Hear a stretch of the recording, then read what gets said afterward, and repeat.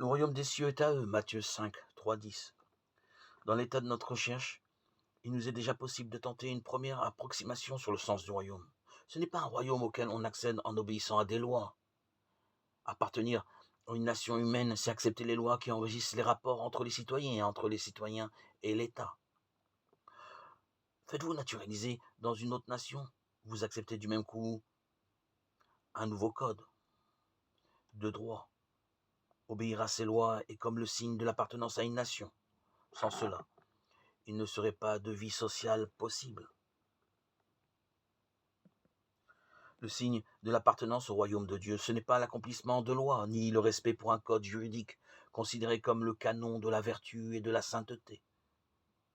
Il ne faudrait pas tomber dans la naïveté de croire que le royaume est absolument le contraire d'une nation, et à ce titre, désavouer toute structure sociale. Car il y a une analogie entre les structures humaines et le royaume, dans la mesure où elles sont pensées en fonction du véritable bien commun. Mais il est entre les deux des différences essentielles du fait qui ne se saisissent pas l'homme au même niveau.